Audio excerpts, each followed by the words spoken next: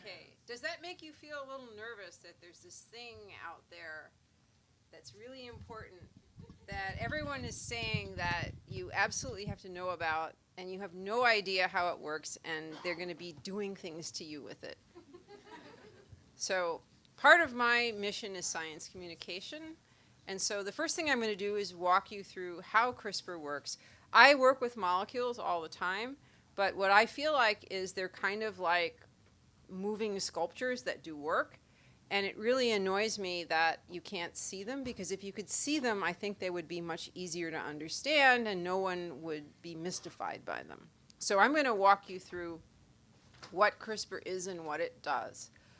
So the acronym CRISPR actually has nothing to do with the system that we use to edit genomes. It's part of an ancient bacterial immune system. And bacteria take pieces of DNA that are from things that have tried to invade the bacteria. They stick it in their own genome. They process it.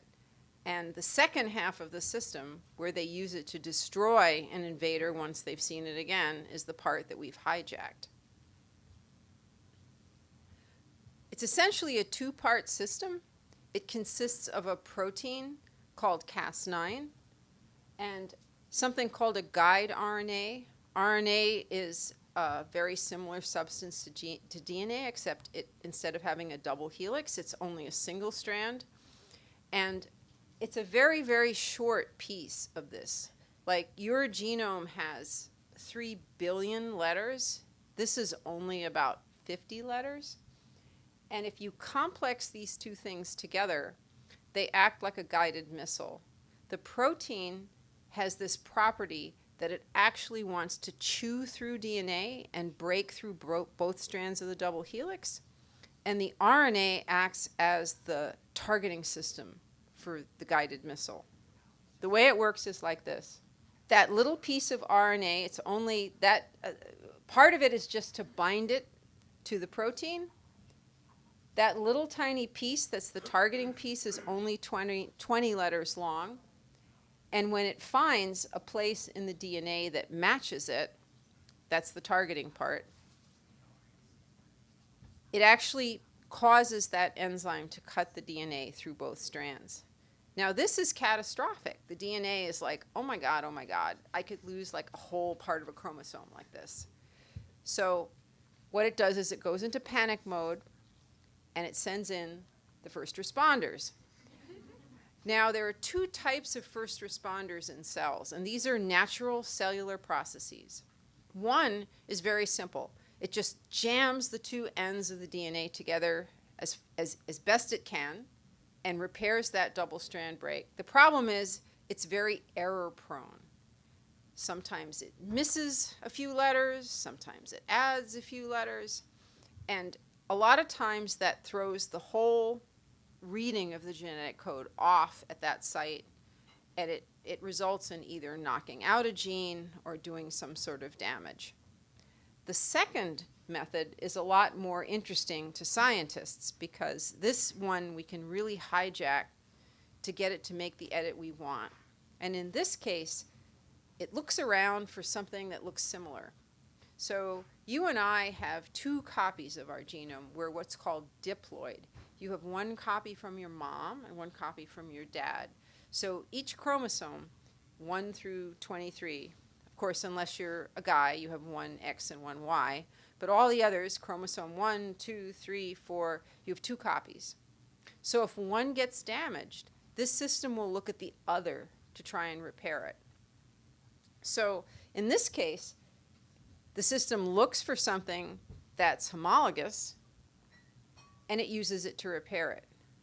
Well, this is great, but if you throw in an artificial template, something that looks like the part that needs to be repaired, but has a different part in the middle, it's like feeding the cell a Trojan horse. You can put whatever you want in the middle as long as there are sufficient matching pieces on the end. And in that case, you can get the cell to incorporate any edit you want. You can throw in a new gene, you can knock out a bunch of stuff, and that's the beauty of CRISPR. So essentially, you're making a damage point, And then you're hijacking the natural cellular processes to then put whatever edit you want. Now, there are some limits to this, and we're still discovering the best way to approach this. For example, some cells are more inclined to do the faulty editing system that I described first. Some cells are better at the more sophisticated editing. But this is all being worked out right now in real time. You may have heard that the system is very accessible. And this is one thing that annoys me to no end, is people say, hey, it's cheap, it's easy. I've been very involved in this community lab, GenSpace, and we get people that are, sending us emails saying, hey, I'd like to come to your open night and engineer my genome with CRISPR. I've heard it's cheap and it's easy. Cheap and easy are relative terms. In this case, scientists spend an awful lot of money on what they do. And if you can find something where you can spend a little less money, it's definitely cheap. And if you can find something that takes 2 weeks instead of 3 months, then it becomes easier. So if you drill down into this, cheap, again, is relative. So yeah, it's cheap, but you still need a lab to do it in. You need that infrastructure. I know that there are some kits out there that have been sold to the general public that are sort of what I call easy bake CRISPR, where you mix a couple things together. And I've done workshops like that. But bear in mind that those CRISPR experiments, someone has already worked it out and worked all the bugs out of it. It's like making a recipe for something really complicated, and you've got some chef that spent a year perfecting this recipe, and now you can do it because the chef spent that time. So you do need, if you're going to do something that is what you want to do and is completely different, you do need a lab. The other thing is there's this massive patent battle that's still kind of going on between the Broad Institute and Berkeley. And this was kind of unprecedented. Usually when there's a technology that 2 different people file patents on from 2 different institutions, the institutions usually sit down and they kind of figure out, all right, who's going to get what part of the pie. The thing is here, there's an awful lot at stake. This is a huge, huge moneymaker. And because the stakes are so high, these 2 institutions did not play well with each other. And there were some very, very juicy instances of scientists behaving really badly. Enough said. Recently, it was decided in favor of the Broad Institute, but on the other hand, Berkeley still does have a patent, so they are going to have to sit down and talk with each other.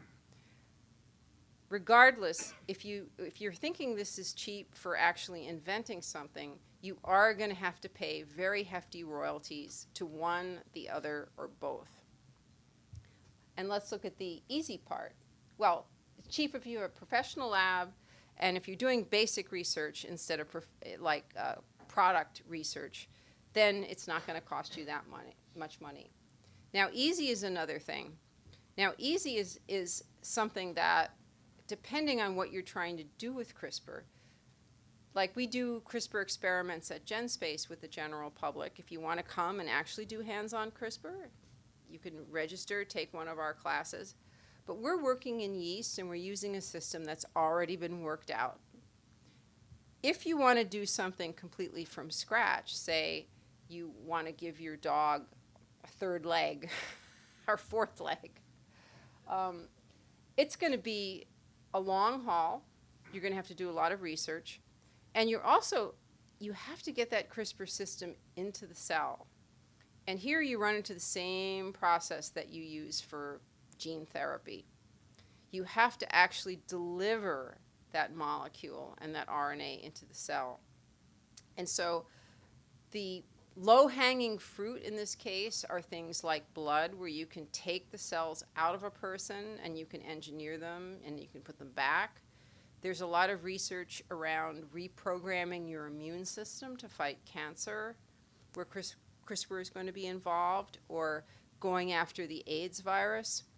But if you want to reach something that's deep inside you, say, a liver or a brain, it's going to be a long haul with CRISPR because just like any gene therapy, you have to get the system into the cells.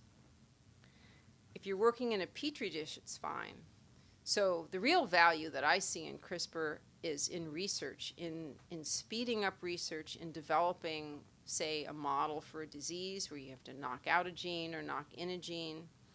And that research is probably quadrupled in pace because of CRISPR. So if you're going to say it's easy, the caveat is that someone is going to have to spend a lot of time working out the details of whatever system you're using. The other thing is we really don't know what it takes to give pig wings. If you're trying to make a specific thing happen, you have to know the mechanism of how it happens. And that's the part that I think science fiction gets wrong, because it says, oh, all right, we've created this mutant that can do this, that, and the other thing. But unless you have enough basic research to figure out what is making those changes happen, then you can't get in there with your cool genetic editing tool and actually make those edits. So a lot of what CRISPR is going to do is going to rely on the basic research on how things actually work in order to edit them. This isn't to say that you aren't going to get some stuff happening right away. For example, there's a mushroom that I believe is on the market. It's been approved, and it's driving all the anti-GMO people crazy because they just went in with CRISPR and they did that thing where they make a cut in a gene and they got the repair process that wasn't quite right. And so they knocked out that gene, they eliminated it. And it turns out a lot of very interesting characteristics in plants you can get by knocking out a gene. And it turned out in these mushrooms, the thing that makes them brown when they're exposed to air, if you knocked out this gene, they didn't brown. So now you have this non-browning mushroom on the market, and nothing new has been added to it genetically. It just has this damage that's been badly repaired that you really don't know where the damage came from. It could have been natural, it could have been CRISPR. So it doesn't register under any of the legal definitions of GMO. So we're entering into a world where the genetic engineering is a lot more targeted, but it also could be more quote unquote natural. And the regulations are not keeping up with the science itself. Right now, the regulations for what is a genetically modified organism with something like FDA or EPA doesn't necessarily include these CRISPR-type edits. And the science is moving so fast. It's pretty interesting. That's why I think the general public really needs to learn about this kind of stuff, because there are lots of social and moral and ethical decisions we're making about this. We've been talking for years about editing people, about eugenics, and the system to do that very precisely hasn't been there yet. But now that we've got things like CRISPR, we're just on the verge of being able to do that sort of stuff. There are a lot of technical problems. There are off-target effects. There's the problem of getting it into cells. It would have to be done at the embryo level. But still, the more people are sort of thinking about the stuff and understanding how the technology works, I think the better off the conversation is going to be and the more inclusive it can be. And I would just say that going forward, really try not to get caught up in the hype of some of the news media around some of these new technologies, but really try and dig down into actually the nuts and bolts and how they actually work and what their capacity is in some of these areas of change. And I think that as citizens, They say that the last age, the 20th century, was the age of physics. This is definitely going to be the age of biology. And all of you have, as citizens, have a certain responsibility to try and at least engage with the technology and weigh in on it when all of these decisions are being made. So that's my shtick.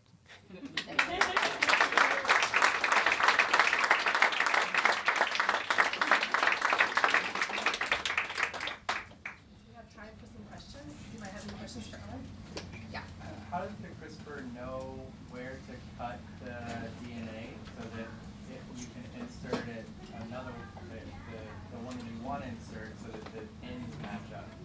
DNA has this really neat property. If you think of it as an information system, it's really quite elegant because it's a double helix. It's not a single strand. If you think of it like a ladder, the rungs of the ladder are broken in the middle, and it's held together basically like magnets. You have 4 different letters, and A only will pair with T, and G only will pair with C. So if you know the series of letters on one side of the ladder, you automatically know the series on the other side. And because of that, one strand can be used to repair the other if it's damaged. The way that this system works is it actually produces this guide RNA that is, it matches the letters in a specific part of the genome. It sort of hijacks that double-stranded process. It opens it like a Ziploc bag and inserts itself because those letters match the DNA at that point. And if you think of 4 different possibilities at every space, if you have 20 different letters in a row, it's 4 times 4 times 4 times 4. It really turns out to be a pretty unique series of letters. And the way that you design the guide RNAs, because the scientists look at the genome sequence, and they specifically design them so they only match one place in that genome. So when you make the guide RNA, and a small piece of nucleic acid is ridiculously cheap to buy, it's like less than $100. And you can have somebody chemically synthesize it for you and send it to you. And that really short series of letters will only match, it's like a Google search. It's only going to match one spot in that 6 billion letters. It's all the way you design it. The more specific your Google search is, the fewer hits you're going to get. If you put in cat, you're going to get 15 million. If you put cat sitting on a refrigerator looking down at a person, you're going to get less. Okay, next question. How is CRISPR different from other forms of genetic engineering? And also, why now? What happened to make CRISPR come about over the last year or so? Good question.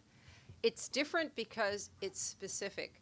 We've been able to shove DNA into organisms since the 1970s. But particularly in higher cells like ours, cells with a nucleus, as opposed to bacteria, we'd shove DNA in and it would go wherever it wanted to. It would just kind of randomly insert into the genome. That's why some of the early gene therapy experiments went so horribly wrong, is they would take blood cells and they would try to engineer them, and it would interrupt some really important gene and the person would get leukemia. So in this case, being able to specifically target it, and we have had some other systems that targeted, but they were very expensive and time-consuming to make.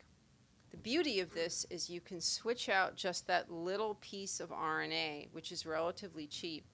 You can even give it multiple targets. That's the big difference, is the specificity of it and the fact that it's modular. The protein's always the same. The protein's the expensive part. It's always the same. You don't have to change it. The RNA you can switch out, and it's cheap. So that's number one. And why now? Well, this took years to develop. And like a lot of scientific things, the first people to actually study it will probably, I hope they get the Nobel Prize, but they might not. Because they were studying it just because it was an interesting biological phenomenon. And it was first looked at in, I don't know, the mid to late 80s. But nobody really knew what it was. And then it took a guy named Francisco Mojica, who was a Spanish scientist studying these weird organisms in this very salty bay near his research institute. And this was back when we didn't have next generation DNA sequencing. You were inching your way along a genome 400 letters at a time. But he found that a lot of the organisms that lived in this bay shared this weird characteristic that they had this certain pattern in their DNA. And it was a long, long time and a lot of people contributing to figuring out how the system worked.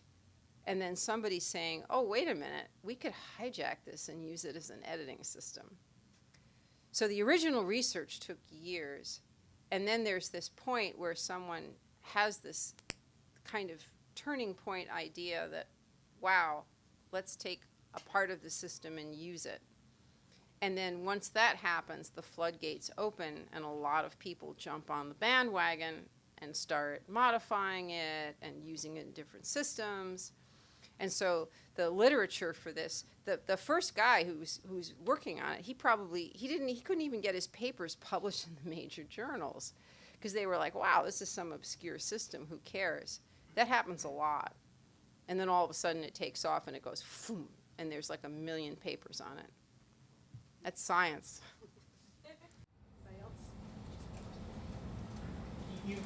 You mentioned that it's our moral imperative to start to educate ourselves so that we can take ethical decisions later.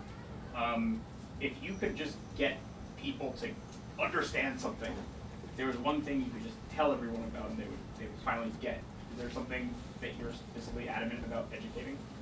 Well, you see, that's a trap because, no, really. No, I'm serious. Because there's this feeling among scientists is if we could just get the public to understand, they would agree with us. And I don't think that that's necessarily true. So if you take the subject of taking CRISPR and using it to edit human embryos, so there's a difference between changing what we call the somatic cells. So someone who has a blood disease, so you take some of their bone marrow out and you change it and you put it back and now their blood disease goes away. But they aren't going to pass it along to their children. It's not going into the sperm cells or the egg cells. It's a somatic cell edit to cure a disease. I don't think anyone has a problem with that. But if you start saying, well, let's look at the embryo stage, and if someone looks like they're going to get something horrible, cystic fibrosis, whatever, let's go in and CRISPR that embryo, which, by the way, is a lot easier because you only got a few cells, and it's something in a petri dish. You can actually CRISPR it. Then that edit is in the germline forever and gets passed down. So some people have an objection to that, not on the basis of understanding it or not understanding it, but from a completely different view and valid viewpoint. They may be opposed to it for religious reasons. They may feel that it's just not something that they're comfortable with. I have this class at Cooper Union where I teach technology to art students. It's like they need a science requirement, and we do a survey. We do a survey course because I think it's ridiculous to shove science down art students' throats. So art is a way to comment on science, and so I just try to expose them to as many different sort of trends as I can. And when you look at things like modification of self or changing of self with these new technologies, where it be it some sort of bionic thing or genetic thing, you'll get a certain proportion of the students that go, oh yeah, give me wings right away, I want wings. And then you'll get another proportion that will say, well, no, I am who I am, and that's very important to me, and I want to stay who I am, and no matter what. I mean, I even had one gal who had was paralyzed in one side of her face, and she said, well, it's my identity, it's who I am. I don't want to be anybody else. So I think I would like people to understand it and not be afraid of it. That's the part that I don't like, is the fear of genetically modified organisms, that if I eat it, I'm going to, somehow incorporate the GMO DNA. Or there's a mosquito now that's been genetically modified not to reproduce, and so it can crash the mosquito population and bring down viruses like Zika or malaria. There was a period of comment for the FDA on this mosquito's release in Florida, and a lot of the comments were people that thought if the mosquito bit them, they would turn into like Spider-Man or something. It's that sort of stuff that I really would like to combat.